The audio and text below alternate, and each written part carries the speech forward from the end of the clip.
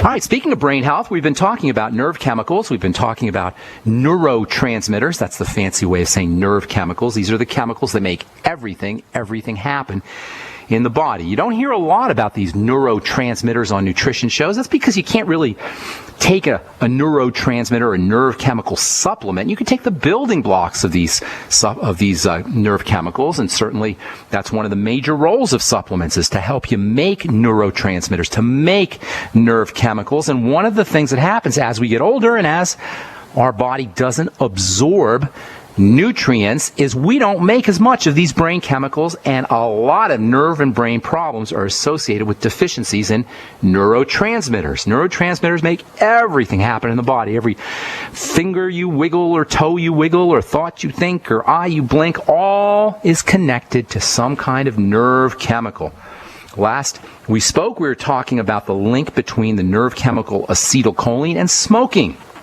Acetylcholine mostly has relaxing effects and mostly activates the relaxation nervous system, which is involved in calming the body down and opening up blood vessels, stimulating the secretion of saliva and digestive juices, stimulating the movement of food through the digestive tract. Acetylcholine has heart-slowing effects. Beta blocker drugs, if you've ever heard of those, if you have high blood pressure, chances are you're taking a beta blocker drug like Inderal or Lopressor, metoprolol. There's lots of beta blocker drugs which are particularly toxic and deadly drugs, and there's no really good drugs, and most of them are deadly and toxic, but the beta blockers are near the top of the list. Not at the top of the list maybe, but near the top of the list of nasty, unpleasant drugs. Beta blocking drugs work by amplifying the effects of acetylcholine. Acetylcholine relaxes the heart.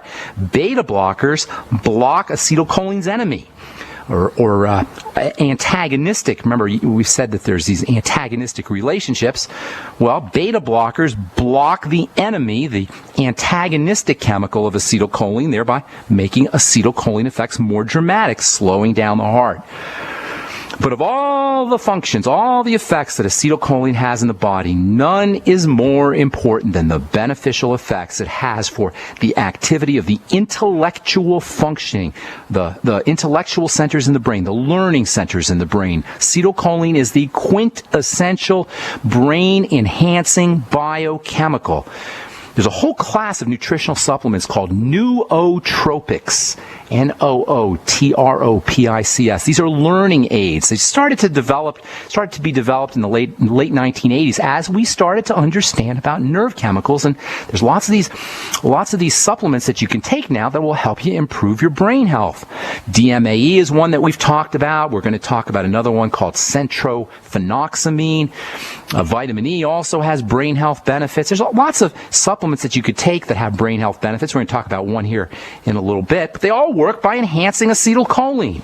Acetylcholine is the ultimate brain-enhancing nootropic biochemical. You can't take acetylcholine, but you can take supplements that support acetylcholine.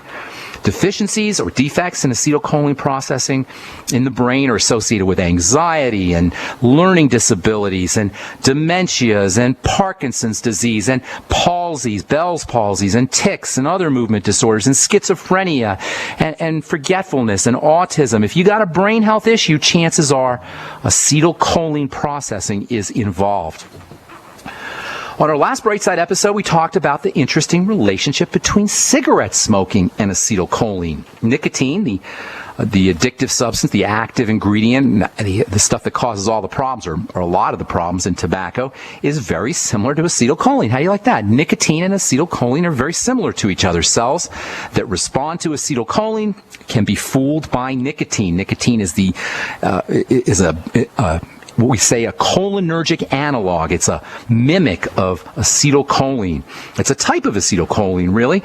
And this is one of the reasons why people have a relaxation effect when they smoke their cigarettes. This is one of the reasons why people smoke cigarettes, to relax.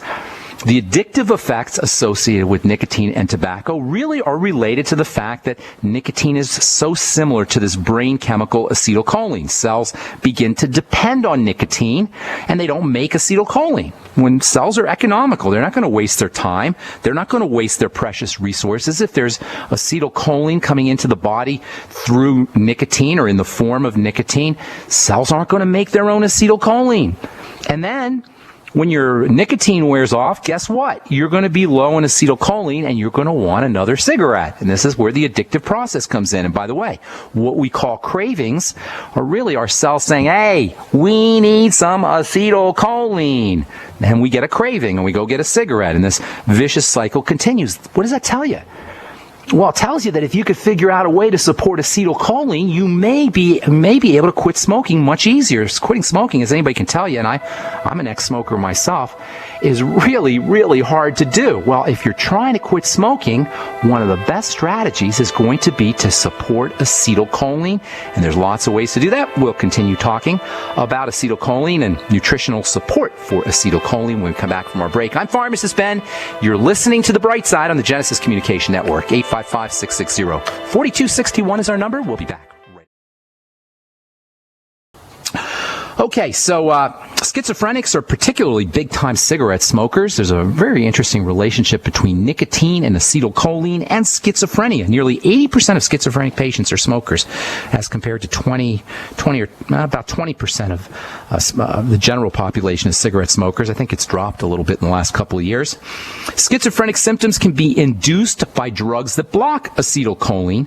And because of this very interesting relationship between acetylcholine and schizophrenia, between acetylcholine and brain health issues, between acetylcholine and dementia, it's thought, by some scientists anyway, that schizophrenics may be self-medicating with nicotine, which, as it turns out, has acetylcholine-like effects. Nicotine can act like acetylcholine. Vitamin B3 does the same thing. Niacin. This is really important for you guys who are trying to quit smoking. Niacin and acetylcholine have some similarities. Niacin and nicotine have some similarities. Niacin's relationship to nicotine, they're structurally similar. Niacin and nicotine have a structural similarity. And this relationship may translate into benefits for schizophrenics. If you know anybody who's a schizophrenic or who's got any kind of delusional disorders, niacin, vitamin B3 may be something you want to think about as a supplement. And this relationship between niacin and nicotine may also be helpful to folks who are trying to quit smoking. And for non-schizophrenics, I'm talking about non-schizophrenics who are trying to quit smoking, and of course, schizophrenics who are trying to quit smoking as well. If that's you, schizophrenic or not, try a time-release 200 milligram capsule of niacin once or twice a day. At the very least, niacin's got all kinds of brain health benefits. So you're going to get improvements in thinking, improvements in mental clarity, and niacin's also very important for blood sugar control. So you'll get benefits for your blood sugar control as well.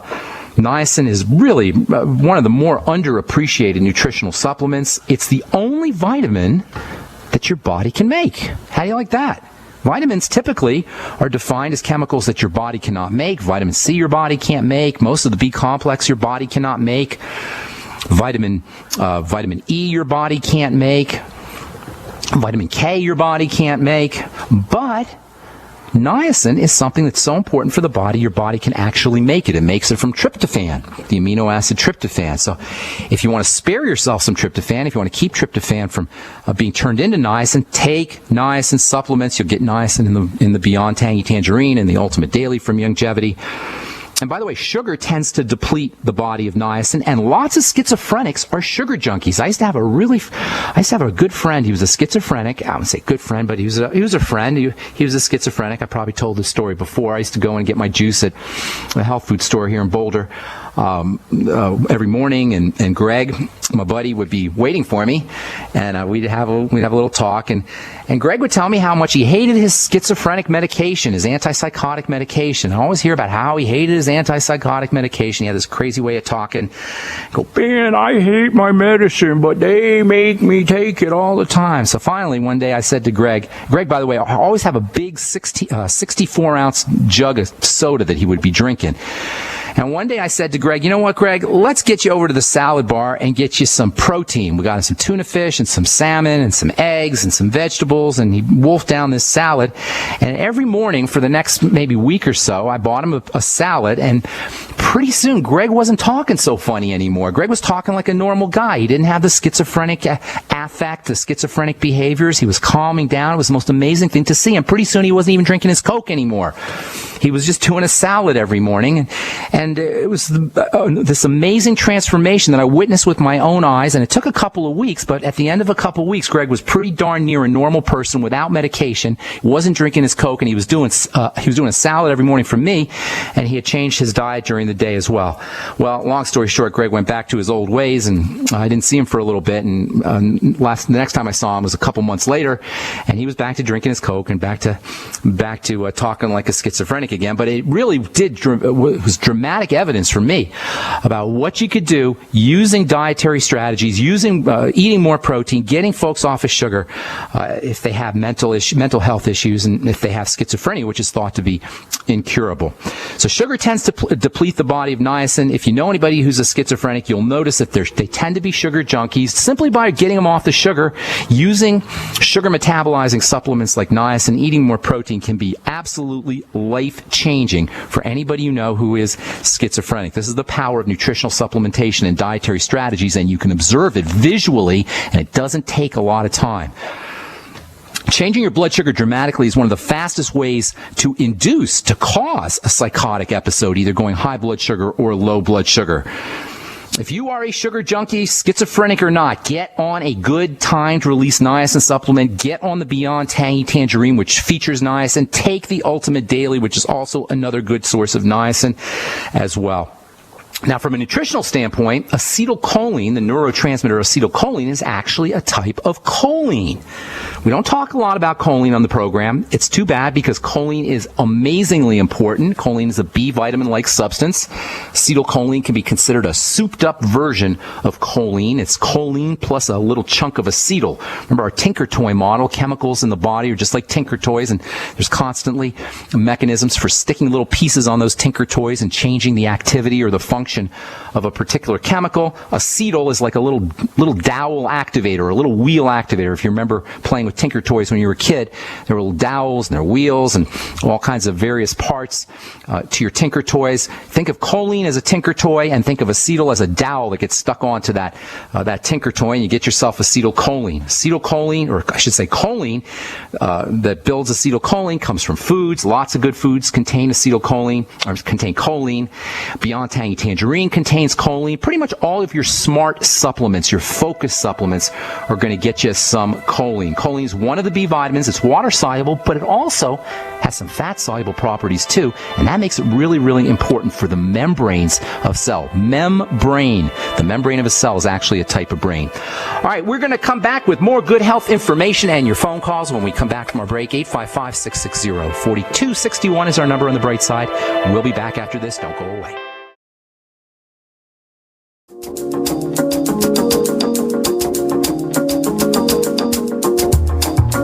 Got a letter here from the North Pole, from Trudy, not from Santa Claus, from Trudy in the North Pole. I'm not sure exactly where the North Pole Trudy is. She sent me a Facebook. I just opened it up and saw it. If you guys send me Facebooks, I don't always get to my Facebook messages. I apologize for that. You can send me an email, ben@ksco.com. I do get tons of emails. I try to answer as many as I can. If I haven't answered you, send me another one and put on their second or third or fourth attempt, and you'll get my attention. Anyway, Trudy writes, "Good day, Ben. Thank you for your lovely show. Wonderful knowledge. I listen to you not on the live show because I'm on the North Pole side of the world," she says, Antarctica. But she listens to the clips on YouTube. Anyway, her question is it all right to use coconut oil direct on the skin as a moisturizer? How good is coconut oil for acne, topically or ingested? And then she says, I've heard two different takes on coconut oil. I've heard Dr. Wallach say don't use coconut oil when he's advising people on his show not to use it. Is the coconut oil bad only when heated, she asks? And then how about if I just pour it on food when eating? And she says I can answer on the show. And that's exactly what I'm going to do, Trudy, so thanks for writing. Yes, coconut oil can be used on the skin as a moisturizer. It's not really going to change the quality of your skin, although there is a little bit of vitamin E in the skin, and that can have some protective effects. But coconut oil has a softening effect. Remember, the surface of the skin is made up of dead cells, and you'll soften those dead cells with coconut oil. This is one of the ironies, funny things about moisturizers is they don't moisturize. They slickerize. They put a coat of oil on the skin. Now, if you're happy with a coating of oil on your skin, great. Use coconut oil. It's probably one of the safer oils to use because it's stable. But really, what's the point? what's the point of putting an oil on the skin? In the old days, when we didn't know what moisturizers were, we thought that was the best way we could moisturize. It's not the best way. It's a pretty lame way to moisturize, but it will give you a little bit of soothing. It'll have a soothing quality, and sometimes dry skin can be irritating. So it's not very good as a moisturizer, but as far as moisturizers go, it's probably one of the better ones to use, even though you're not going to get any permanent long-term effects. Essential fatty acids taken internally, now that's a whole different ball game. That's how you really want to moisturize your skin. Anyway, we'll talk about that on another day. How good is coconut oil for acne? It's not. It doesn't do anything for acne. There's a little bit of vitamin E in there, as I say, and vitamin E can have some anti-inflammatory effects. You might get some benefits that way, but it's not really going to help your acne. Ingested, it might do a little bit of good, a little bit better, and you'll get some internal vitamin E, and that might be helpful. And then as far as Doc Wallach's take on coconut oil, I don't know if Dr. Wallach actually said that about coconut oil. I know he and a lot of other folks who I respect say advise not to use unsaturated liquid oils because they're very unstable. We've talked about this in the past. Coconut oil is a very, very stable oil. In fact, that's the one oil that you do want to cook with, along with butter, because of its stability. You can pour it on top of food when you're eating. That's absolutely true. You can do something called oil pulling also, which I'll be talking about here hopefully in the coming weeks. Oil pulling is when you swish coconut oil in your mouth and it pulls out some of the fat-soluble toxins. It can help clear your breath, and supposedly anyway, it can help improve gum disease. That's called oil pulling. Coconut oil is awesome, awesome, awesome stuff. Now, I do know that there's some folks who believe that you shouldn't use oil, including Dr. Wallach, but I don't think he's including coconut oil in that list. If he is, I would have to respectfully disagree, and I do sometimes disagree with Dr. Wallach. By the way, I'm reading his new book now, Epigenetics. Awesome book. Absolutely wonderful. It's kind of a walk through health history, if you will, from the days of the ancient Egyptians and even from caveman days all the way up to modern times. It's a really wonderful, easy to read book. It's got tons of great information. It's almost like a compilation of a lot of his books, and you can purchase it off of my website, brightsideben.com, and I highly encourage that you do. Dr. Wallach is just an absolute brilliant man, and even though I don't agree with everything that he says, I have learned quite a bit of nutritional strategies and nutritional ideas from Doc Wallach. I've been reading and studying his stuff for many years. Okay, 855-660-4261 is our call-in number. Let's go to Washington and welcome Mitch to the bright side. What is up, Mitch? How you doing? Hey, how you doing, man? Hey, my wife good. has got see if I can say this right. Seborrhoeic dermatitis. Seborrheic dermatitis. Yes. There you go. Yes, she's making a lot of sebum. She's making a lot of oil, and she's got a rash. That's Latin talk. That's fancy doctor talk. Doctor talk to disempower average people, to make average people think they don't know what they're doing and they got to depend on the doctor. That's just my take on it. That's why lawyers and that's why doctors have all those fancy words. Seborrheic dermatitis just means she's got a rash with a bunch of oil. Correct? Correct. Okay. And 2 years of me trying to tell her what I think you would have suggested. What did you say? I'm just curious. Basically, I tried to get her to increase her vitamin E and vitamin A and take the Healthy Starter Pack and stay off of wheat. And she hasn't done much of that except for recently she stayed off the wheat. And she noticed anything? And she's starting to see a little bit of improvement. Okay, that's good. It's gotten so bad. She's in her dermatitis, or her brilliant dermatologist probably is going to put her on a steroid drug, correct? Yeah, that's exactly what she did, and it did help. What did she put her on? What did they put her on? Prednisone? I can't even remember. Well, in any case, that's just going to make me mad. I don't want to even think about that. Listen, here's the deal. Whenever you have oily skin, you have something that's burdening the body. Oily skin is how the body responds to stress. When the body is stressed, there's all kinds of generic kinds of things that will happen. There's generic responses to stress, and that stress can be from a saber-toothed tiger, probably not likely. That stress can be from your boss, more likely, or the IRS, or the New World Order, or a dysfunctional family, or nutritional deficiencies, or eating the wrong foods. or heart disease or any other kind of disease. All of these can put stresses on the body. The body has a generic response to stresses that include hypertension, that include insomnia, that include infertility, that include acne and skin problems, that include hyperpigmentation or darkening. These are all generic responses to stress, whether the stress is a lion about to eat you or whether it's the New World Order. Whatever that stress is, you're going to have the same kind of responses: hypertension, insomnia, infertility, skin problems, hyperpigmentation, hair loss, fatigue. There's zillions of these generic symptoms. This is one of the key hallmark pillars, philosophical pillars of the bright side. The body has a generic way of responding to stresses, no matter what those stresses are, and there's no diseases, there's no bodily dysfunction without some stressor, which means if you're sick or you're not looking as good as you should or you got any kind of health condition, the first thing you need to do is figure out what that stressor is. Usually you're going to find it involves some kind of food, and so you're on the right track with wheat. And if you've noticed results just by eliminating wheat, think of what will happen when you eliminate the oats and when you eliminate the corn and when you eliminate the rice and the pasta and the potatoes and all the other more than likely food problems that we have or that your wife has. So that's number one, eliminating problem foods. Fluctuations in blood sugar are the second major stressor on the body. That means eating more protein, reducing any kinds of foods that spike your blood sugar. By the way, sugar is a really fast way to get oily skin. Eating a lot of sugar is a really fast way to get oily skin because of how burdensome that is on the body. So that alone will make a huge difference. More protein, less sugar. Using sugar metabolizing nutrients like the chromium and vanadium that you get from sweeties. We talked about niacin. That can be very helpful, and also niacin has some nice skin benefits too.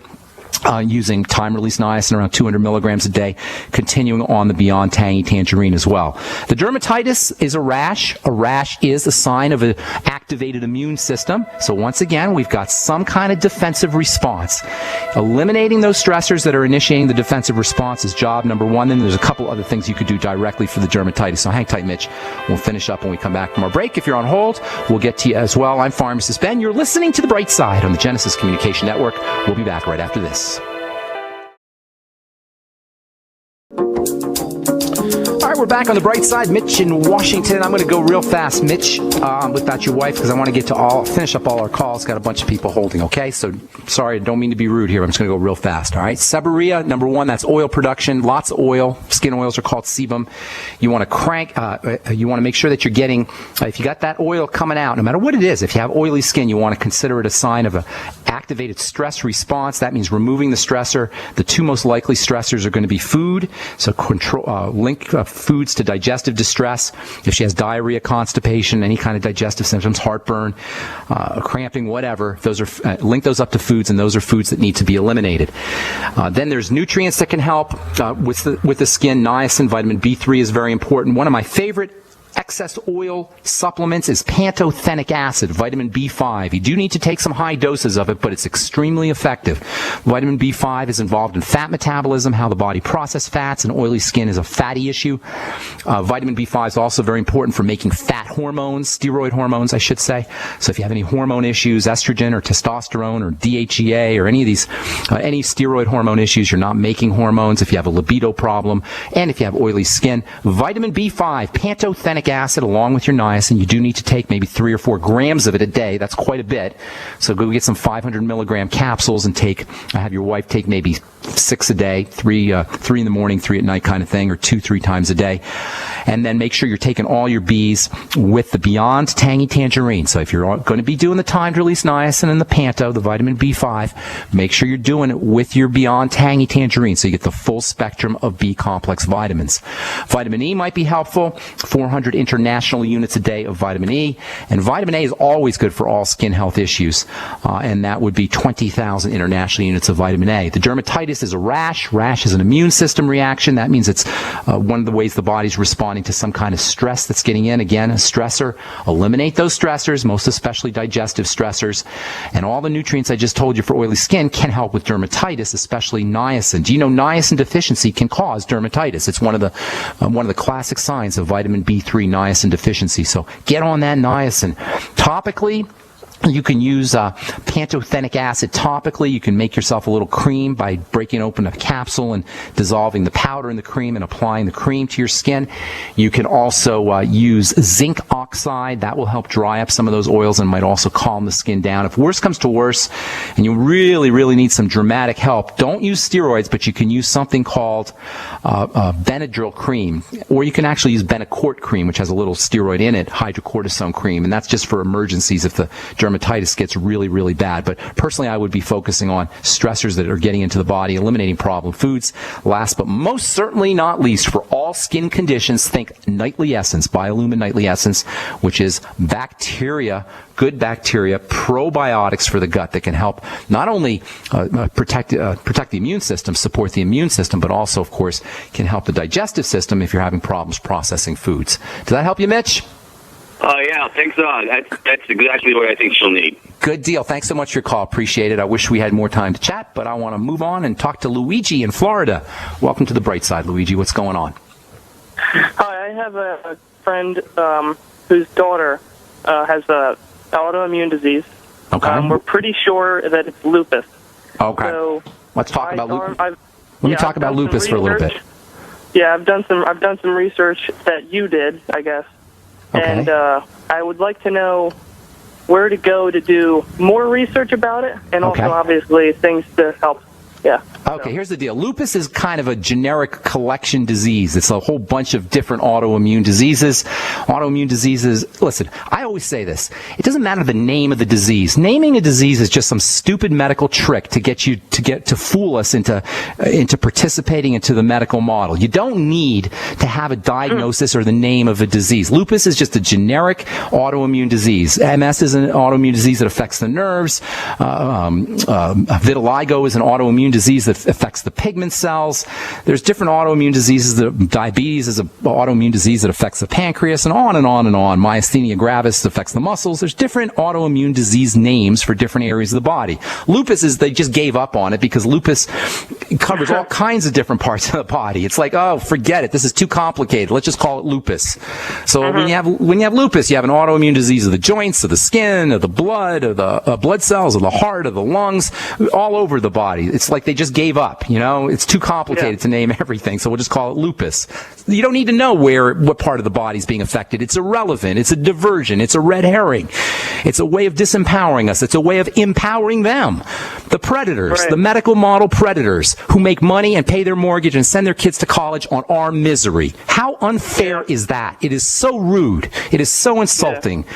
So anyway, what you want to do if you have lupus or, sorry about that, if you have lupus or any other autoimmune disease, all you got to know is that you have an autoimmune disease. That means the body's attacking itself. The immune system is going wacko.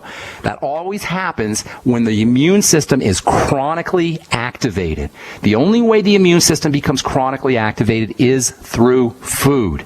Now, I suppose you could inject something into your blood and that can do it too. So assuming she's not an IV drug user or she's not breathing in something, excessive amounts of plutonium or chemtrails, chances are she's got she's got a food problem. So focus on food. Look to the digestive system. This is true, folks, for any autoimmune disease, no matter where in the body it's happening. Look to food, look to digestive symptoms, and then link those digestive symptoms to specific foods, and then eliminate those foods. Then you use digestive support. Probiotics are chief among those because probiotics also have an ability to support the immune system in addition to helping us process foods. The Nightly Essence is my favorite probiotic. I'd be having her taking 9 capsules a day, 3 in the morning, 3 in the afternoon, and 3 at night.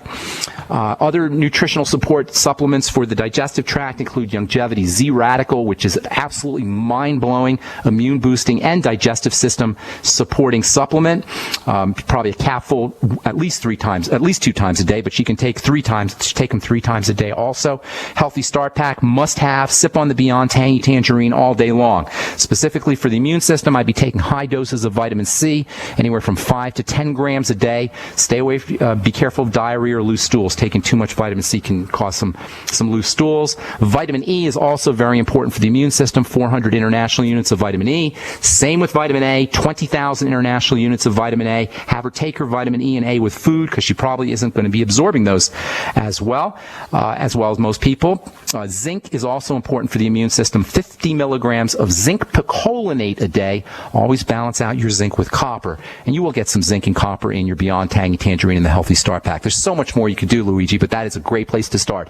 And one last thing, for anybody with autoimmune disease, including your friend, intermittent fasting will make her feel better. The less food you eat when you have an autoimmune disease, the better you're going to feel, because it's food that's activating the immune system for the most part. So eating less food, intermittent fasting, taking days off from food, all of those are wonderful strategies. If she has a hard time, or anybody has a hard time fasting, use lemon water, get a Vitamix, make vegetable juices, or you can make vegetable waters, which aren't quite vegetable juices. It's just like one piece of a vegetable in with water as opposed to an entire juice. But that can help you fast a little bit easier. Thanks so much for your call, Luigi. I want to move on. Is there anything else you got? Yeah, one did only take a second, but where would be a good source for me to go to do additional research about for all research, you want to go to scholar.google.com, or you want to go to pubmed.com. Scholar.google.com or pubmed.com. Those are the two best research. I use them. You use those already? Those are the best ones. Yeah, I use them, but okay, that's awesome. Yeah, and so C, E. CE, zinc. Vitamins. Yeah, you're going to have to go back. I gave you a ton of information. Go back and listen to the archives. I'm going to move on, Luigi. Thanks so much, bro. Have a beautiful day. Tara, North Carolina, I'm so sorry. I know you've been holding on forever. What's going on? I've been, I have a loved one that has been smoking for 24 years now. That's a long time. Yeah, it is. And she's tried to quit, and, she goes back to cigarettes. She's tried the vapor things. I just want to know what are strategies for quitting? Yes. Well, there's no strategy for willpower. It's just willpower, and that's the first thing you got to do. You got to want to quit. Now, smoking, as I was talking earlier, affects nerves in the brain, nerve cells in the brain, so your nerve cells become dependent on the smoking, and it becomes very difficult to counteract that. So what you want to do is start using some good nutrition. Keeping your blood sugar stable is very important. People will take will smoke cigarettes to get the relaxing effects of nicotine, and those relaxing effects are sometimes secondary to the hyper effects of sugar. So keeping her sugar stable, blood sugar stable, by using more protein is a very important strategy for quitting smoking. Secondly, when you exercise, you have a reduced tendency to want to smoke. So the more you're exercising, especially aerobic exercising, the less you're going to want cigarette smoke.